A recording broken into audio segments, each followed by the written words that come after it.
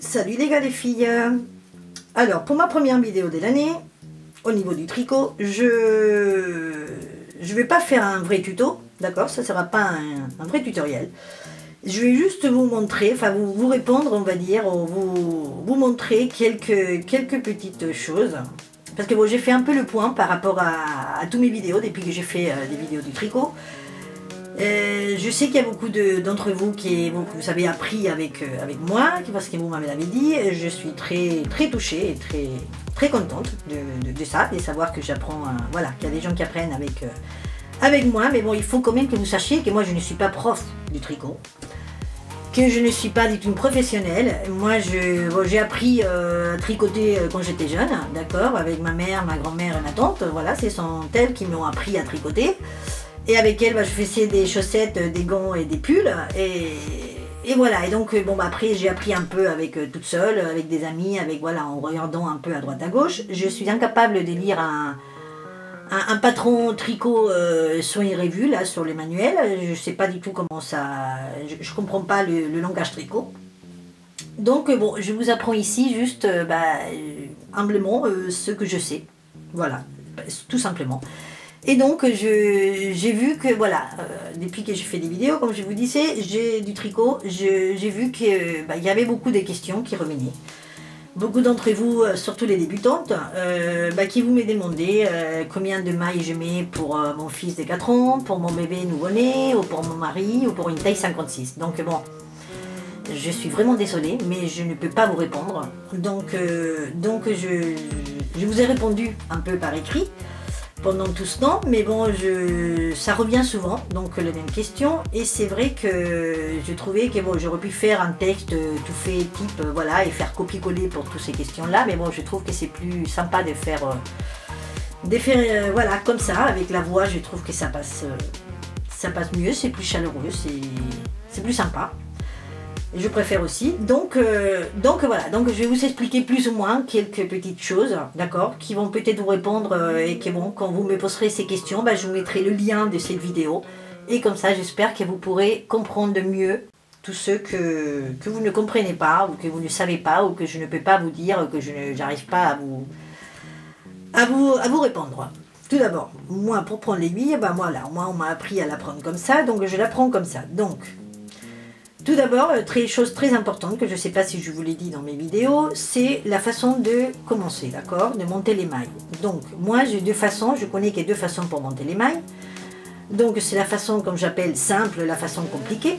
Donc, je vais vous montrer parce que vous allez voir la différence après, c'est important. Donc, pour la façon simple, d'accord, on prend, voilà, la laine, d'accord, de cette façon, et on va la mettre, voilà, de cette façon sur l'aiguille, d'accord. Donc, ça, c'est la façon simple.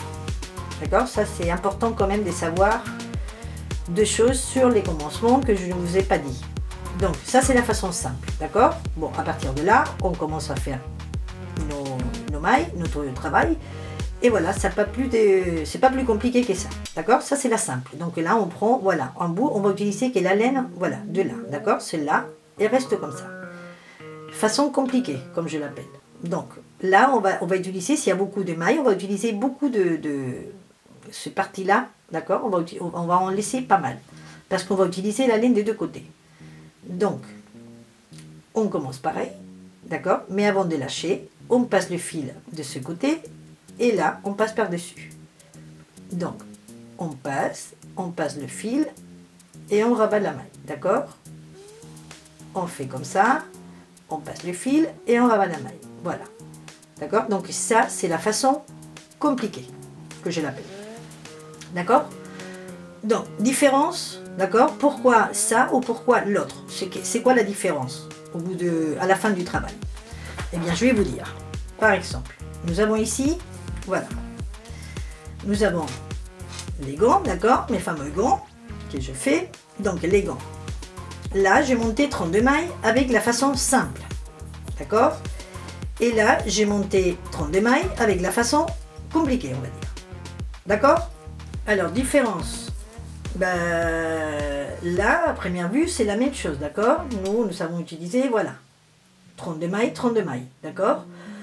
Différence, alors je vais mettre les doigts comme ça pour que vous voyez la différence. Là c'est la façon compliquée, donc dans la façon compliquée, on tire, d'accord, mais ça peut pas se détendre plus que ça.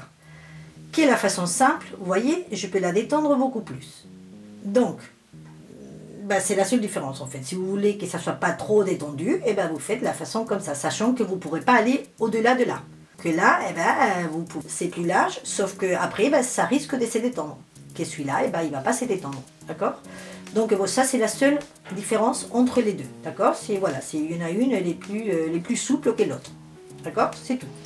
Bon, après il y a la façon de tricoter de chacun. Donc ça c'est très important parce que quand vous me demandez combien de mailles je mets avec une aiguille numéro 3 ou avec pour une taille 56 ou alors voilà, le pull de mon mari met sur 50 cm, combien de mailles je monte, je veux dire, je ne sais pas. Je ne sais pas, franchement, je ne sais pas parce que comme je vous disais tout à l'heure, je ne suis pas professeur, je ne sais pas lire les catalogues, les patrons, tout ça, je ne sais pas. Donc moi je fais du sur-mesure, donc bon voilà, moi on m'a appris que si tu veux monter des gants, et ben, tu mesures le tour de ton poignet, et tu fais un échantillon et tu calcules à partir de là. Donc la vidéo pour calculer, vous l'avez sur ma chaîne.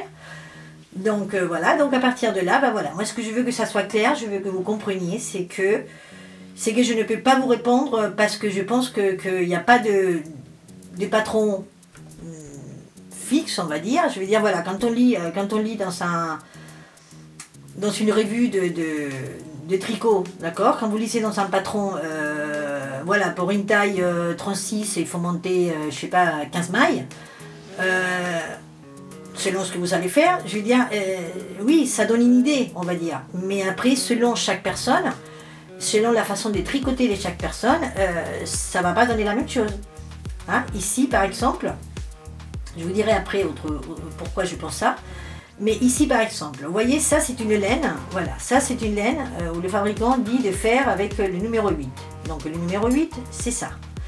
Et moi, avec le numéro 8, j'ai fait 10 mailles. Voilà, j'ai monté 10 mailles et j'ai fait avec le numéro 8, c'est ça, d'accord? Donc, c'est ce que le fabricant me conseille. Alors, vous voyez, c'est souple, voilà. Moi, je tricote souple, donc c'est très, voilà, c'est très large. Sûrement que si vous tricotez avec la même laine et la même aiguille, ça ne donnera pas la même chose. Parce qu'on tricote tous différents. Donc, ça, c'est ce que je fais avec le numéro 8. Mais après, parce que vous voyez la différence, j'ai pris le numéro 5 et je fais ça. C'est pareil, c'est 10 mailles. D'accord, avec la même laine, mais tricoté avec le numéro 5. Vous voyez, c'est plus serré, c'est plus dur, c'est plus serré, c'est plus compact. D'accord? Alors, c'est pas seulement que c'est plus souple, c'est moins souple. La différence, elle n'est pas tout à fait là. Elle est surtout que quand on va calculer, d'accord, avec le numéro 5, mon échantillon, messieurs, avec 10 mailles, je fais 7 cm. Avec le numéro 8, d'accord, 10 mailles, je fais 9 cm. Donc vous voyez, il y a 2 cm de différence. C'est énorme. Je ne sais pas si vous vous rendez compte, mais c'est énorme. Quand on fait des gants, c'est énorme, 2 cm de différence.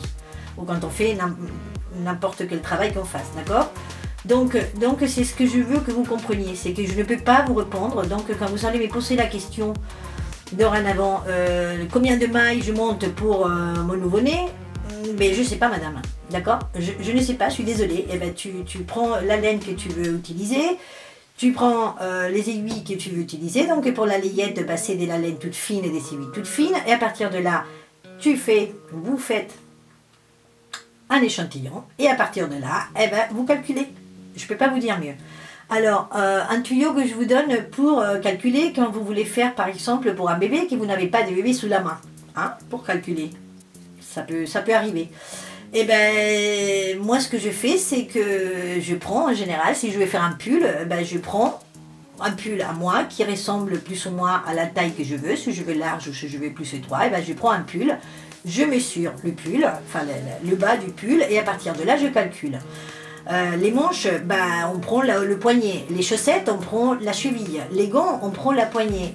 Après comme je vous dis, si vous voulez faire pour un enfant de 3 ans et vous n'en avez pas un sous la main, eh bien, moi, conseil que je vous donne, d'accord, c'est système D, eh bien, vous prenez votre mètre, vous allez, enfin pas celui-là, un peu plus petit quand même, et vous allez dans un magasin, d'accord, d'habits, et vous allez à la taille 4 ans, ou à la taille 6 ans, ou à la taille 10 ans, eh ben, vous mesurez, si vous voulez faire un pull ou si vous voulez faire ce que vous voulez faire, vous mesurez, voilà, le bas du pull, s'il mesure 20 cm, et ben voilà, ben vous savez que ça fait 20 cm, vous rentrez chez vous, vous faites votre échantillon avec la laine que vous voulez et avec les aiguilles que vous voulez, et à partir de là, vous calculez par rapport au centimètre que vous avez mesuré sur le pull en question, ou sur le pantalon, ou sur la layette, ou sur voilà ce que vous voulez faire.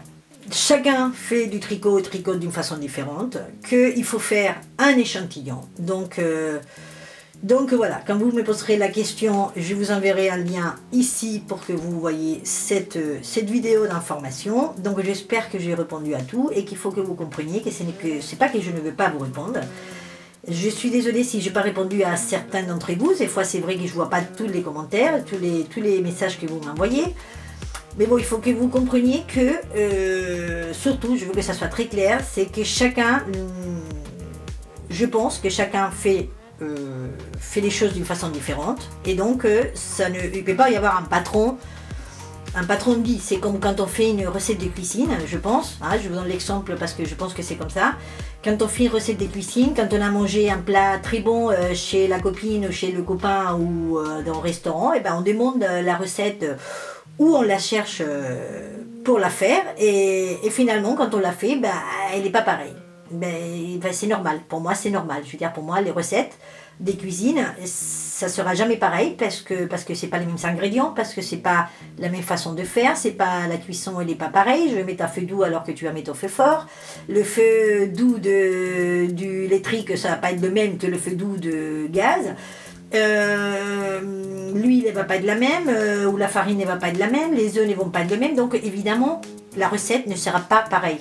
Donc là, pour moi, c'est exactement la même chose. Chacun tricote d'une façon différente. Les aiguilles, pourvu que le fabricant qui a fait celle-là, le numéro 5, elle diffère un petit peu du fabricant qui a fait votre aiguille numéro 5, donc ça ne va pas être la même grosseur, la laine c'est pareil. Donc je veux dire, je ne peux pas. Voilà, c'est personnalisé, chacun doit faire son échantillon. Et à partir de là, calculer. On m'a demandé de faire une vidéo pour montrer comment identifier les pelotes de laine une fois qu'on n'a plus l'étiquette. Donc je vais vous donner 3 idées. Première idée, bon, donc quand on achète une pelote de laine, on a une étiquette, et là, comme vous savez, il y a toujours le fabricant, il nous conseille un numéro d'aiguille. Bon, jusqu'à là, tout va bien. Mais des fois, des fois on perd l'étiquette, des fois elle se déchire, des fois, voilà, on la casse, ou alors, tout simplement, c'est un reste de laine, on n'a plus l'étiquette, et donc, on a une petite pelote. Et voilà, et on sait plus quelle aiguille utiliser. Donc, moi, je le fais à vue d'œil, comme ça, à première vue, je sais que bon, cette laine, il faut utiliser une aiguille un peu grosse.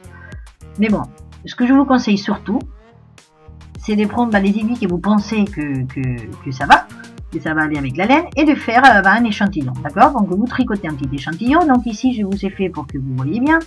J'ai pris l'étiquette, donc celle-là, elle nous conseille des aiguilles du 8 ou du 9. Le fabricant nous conseille du 8 ou du 9. Donc moi, j'ai fait 4 rangées avec du 8. Les 4 rangées suivantes, je les ai fait avec le 9. Comme vous voyez, il n'y a pratiquement pas de différence, d'accord? C'est pareil. Et après, j'ai fait 4 rangées avec le numéro 5. Donc je ne sais pas si vous appréciez la différence. Mais bon, là, les 8 premières rangées donc, que j'ai fait avec le 8 et le 9, elles sont pratiquement pareilles. Et celle avec le 5, c'est plus serré. Enfin là, vous vous rendez peut-être pas compte, mais c'est quand même très serré par rapport aux autres. Mais bon, des fois, on peut vouloir avoir un tricot un peu plus serré. Donc, on peut utiliser aussi, voilà, une aiguille plus petite. Donc, plus elle est petite, plus elle est fine, plus ça sera serré. Plus elle est grosse, plus ça sera large et souple. Donc là, je peux parfaitement aussi dire, voilà, elle me conseille du 8, mais je vais prendre du 12. Donc, je vais tricoter quelques rangées avec du 12. Et on peut aussi faire avec du 12, vous allez voir la différence. D'accord? Donc, je fais 8 rangées avec le 12. Les voilà. Et vous allez voir la différence. Voilà.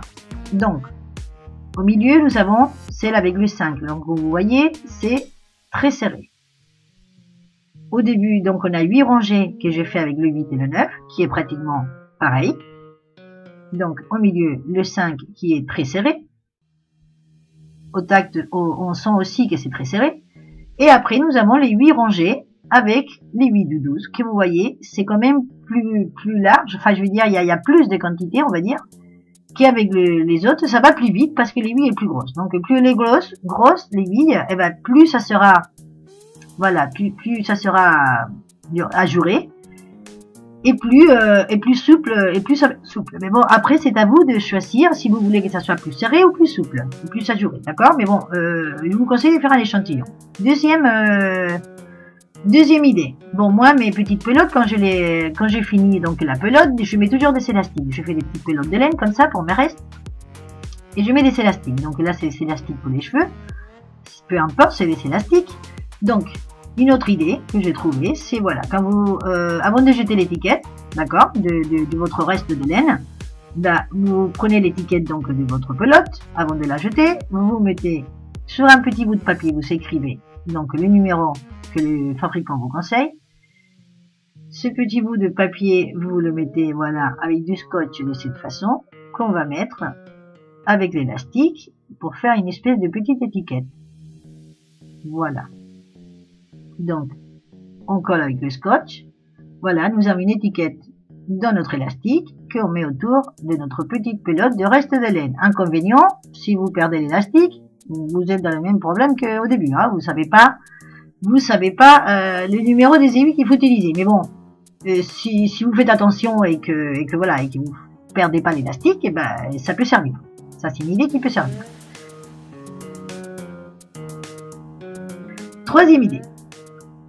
Nous avons donc nos petites pelotes de reste de laine, voilà, qu'on sépare le numéro qu'il faut utiliser, mais auparavant, donc, on va prendre un bout de carton. Moi, j'ai pris un bout de carton des céréales, mais ça peut être un cahier, ça peut être un bout de feuille, enfin, ce que vous voulez.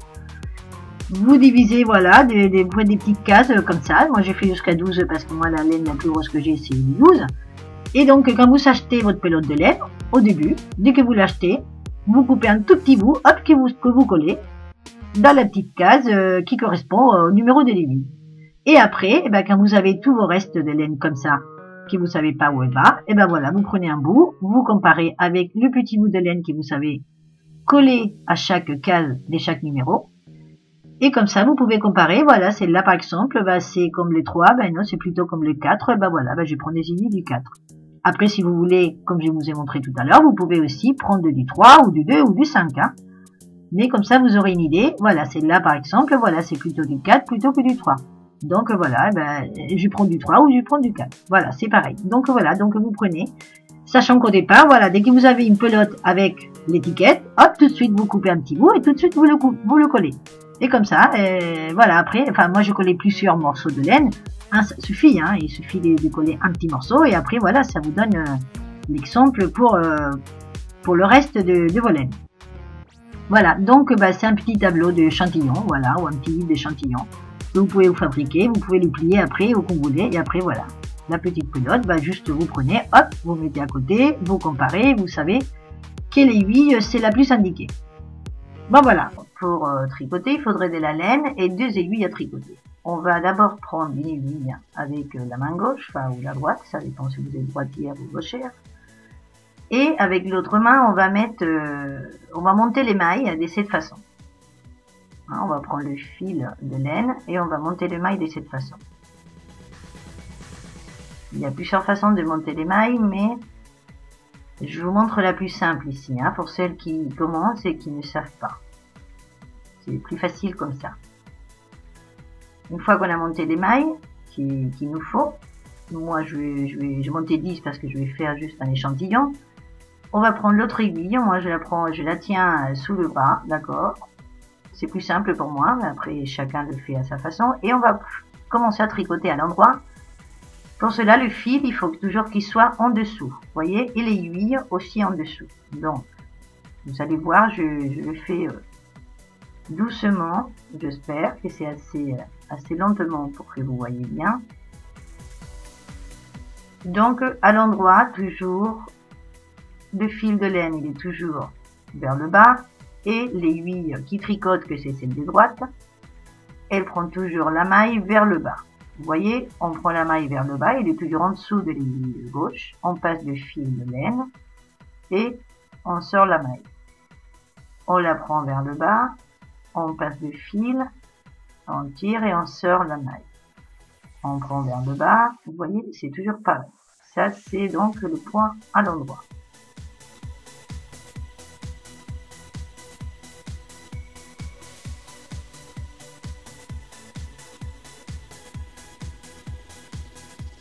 Et on fait toujours comme ça. Toujours se rappeler qu'à l'endroit, c'est vers le bas. Le fil comme l'aiguille. Une fois qu'on arrive au bout, la dernière maille, pareil, et celle-là, vous allez voir, elle est un peu plus souple, on va dire. Et on va tirer, voilà, pour qu'elle tienne bien.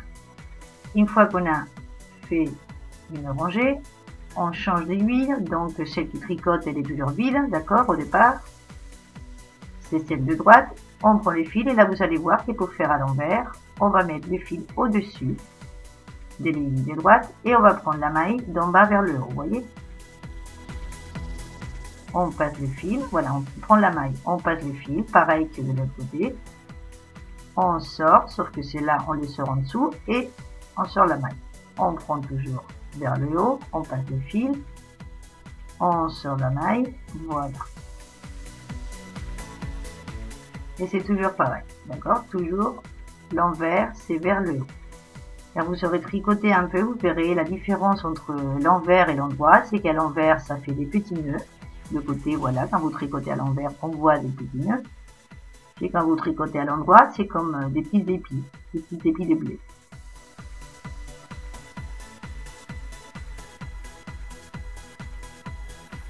Voilà. Du bas vers le haut, on passe le fil et on sort la maille.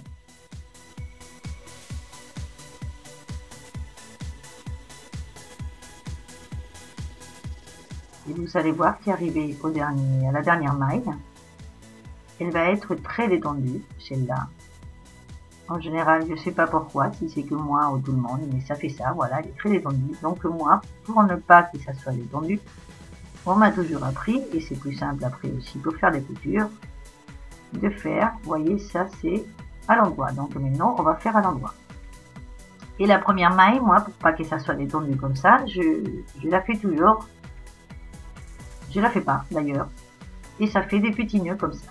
Vous allez voir. Alors la première maille, si c'est la rangée à l'endroit, la première maille, on fait comme si on allait la faire à l'envers. Vous voyez?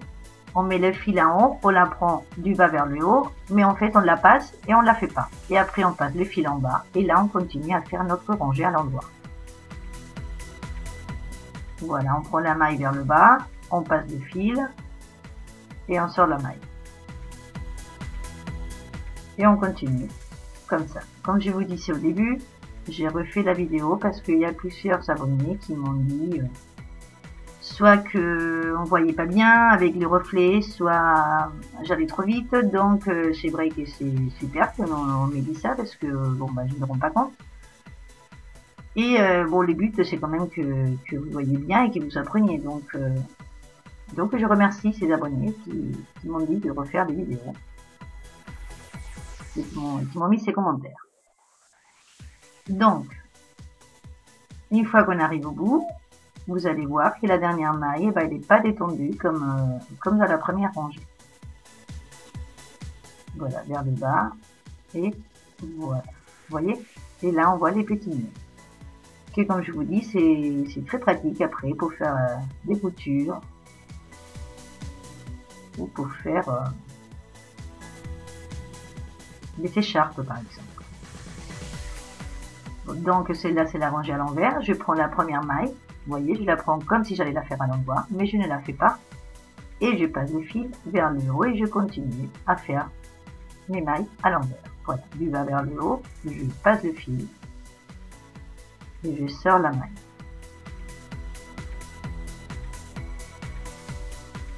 Et je vous laisse découvrir toute la rangée.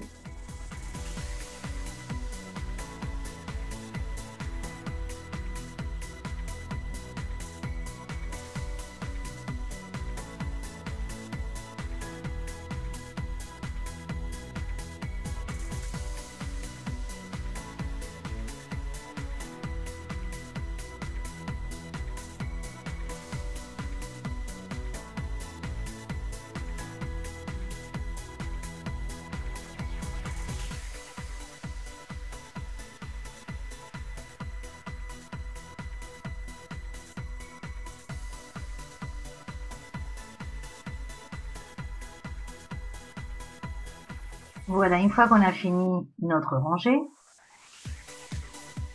ça c'est à l'envers, donc, avec les petits nœuds, vous voyez, et là c'est à l'endroit, avec les petits épis de blé, comme je les appelle. Voilà. Bon, alors maintenant, je vais vous apprendre, c'est quand même les 4 points base du tricot, c'est monter les mailles, tricoter à l'endroit, tricoter à l'envers et finir ou fermer les mailles. Donc, vous voyez, tous les petits nœuds, voilà. Donc, pour fermer, ben, on va tricoter à l'endroit normal, on va faire une maille, on va faire une deuxième maille, à l'endroit toujours, et on va tenir la deuxième maille, on la tient avec l'index, vous voyez, et la première qu'on a fait, on la passe par-dessus, de cette façon.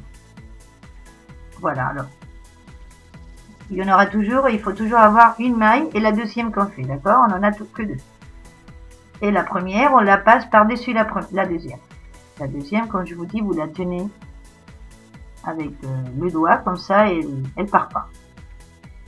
Sinon, elle risque de partir tous les deux. Vous voyez, vous tenez, voilà, vous la retenez avec le doigt, et vous passez l'autre par-dessus. Et c'est comme ça qu'on finit, on ferme un tricot.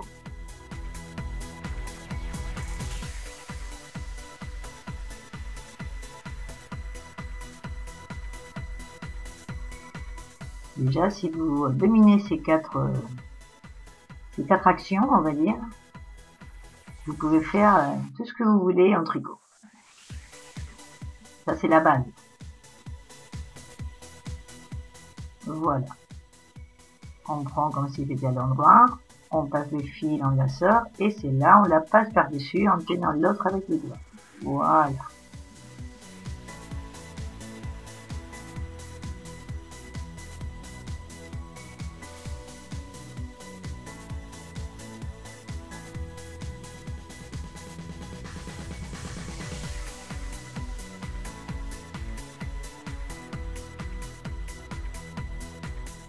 Et quand on arrive à la dernière, c'est pareil. Voilà, là on tire, voilà, plus long le fil. Les aiguilles à tricoter et ne sont plus. Voilà, nous avons fini. Là le fil, on le coupe.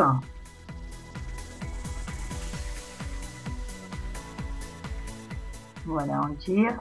Et voilà, là, c'est serré, c'est fini. Je vais vous montrer comment faire pour calculer le nombre des mailles qu'il faut monter pour faire un tricot, n'importe quelle pièce en tricot.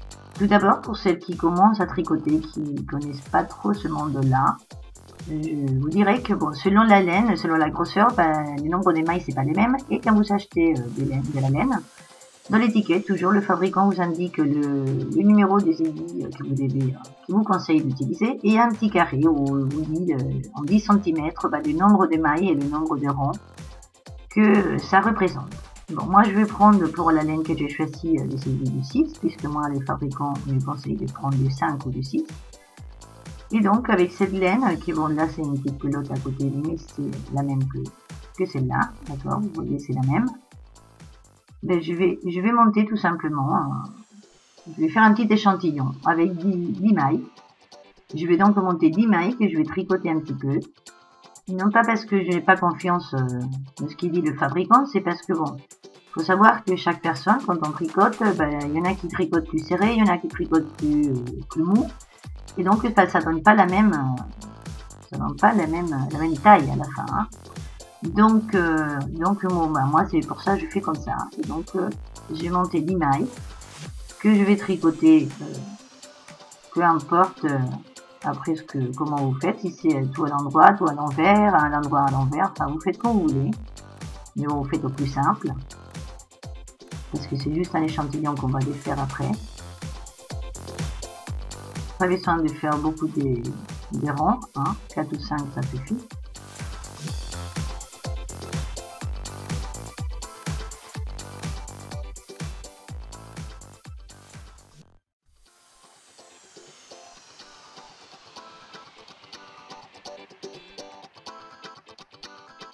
Voilà, une fois qu'on a donc les 4 ou 5 rangées détricoter, nous avons déjà une idée de ce que ça va donner. Hein, cette laine avec les aiguilles, avec notre façon de tricoter. Donc là, on va la mettre à plat. On va mettre à plat cet échantillon et on va prendre un mètre et on va mesurer. Voilà combien ça fait nos 10 mailles. Moi, j'ai la chance, avec celle-là, ça fait 10 mailles, ça fait 10 cm. Donc, pour le calculer, ça va être très simple. Mais si vous avez autre chose à tricoter, par exemple un pull et vous voulez faire la manche, bah, vous faites des tours du poignet, vous calculez voilà, les tours du poignet pour monter les mailles. Ou alors, je ne sais pas si vous faites un bonnet, bah, vous prenez la tête, mais là, je ne peux pas la mettre sous la caméra. Là, donc, voilà, je prends quelque chose de rond, vous mesurez voilà, le périmètre de la tête. Vous avez, voilà, une fois que vous avez les centimètres de ce que vous voulez tricoter, ben, on va le calculer. Par exemple, moi, dans mon cas, 10 points avec ma laine blanche, ça fait 10 cm. Donc là, c'est simple. Si par exemple, je vais faire un bonnet, et le tour de ma tête fait 56 cm, on va les calculer simple, ça fait 56 points. Jusqu'à là, tout va bien. Mais on va compliquer un peu la chose parce que ça ne tombe pas toujours comme ça. Donc, par exemple, un échantillon, voilà. J'ai fait un échantillon avec une autre laine plus fine, c'est la blanche. Il y a toujours 10 mailles, d'accord. Mais celle-là, elle est vachement plus fine. Enfin, vachement, non, elle est plus fine. Et donc, mes 10 mailles, vous voyez, avec cette laine, ben, ça mesure 7 cm. Donc, on va calculer, si je fais mon bonnet au lieu d'avec la laine blanche, avec la laine violette, combien de mailles faudrait que je monte. Donc, les 10 points, d'accord, de cet échantillon violet, mesure 7 cm. Mais je vais faire 56 cm puisque c'est le tour de mon bonnet, d'accord, que mes fonds. Donc, comme je ne sais pas, eh bien, on met un X parce qu'on ne sait pas combien de mailles il faut monter. Et nous avons tout simplement une règle de 3. Et si vous ne savez pas calculer, ben, je vais vous donner un petit cours de maths. Donc, on calcule, voilà, on multiplie 10 par 56, on divise par 7. Vous calculez ou de tête ou avec une calculette, ça va plus vite. Et ça vous donne 80 mailles. Donc, pour faire 56 cm, il faudra mettre 80 mailles si je fais ça avec la laine violette. Et voilà.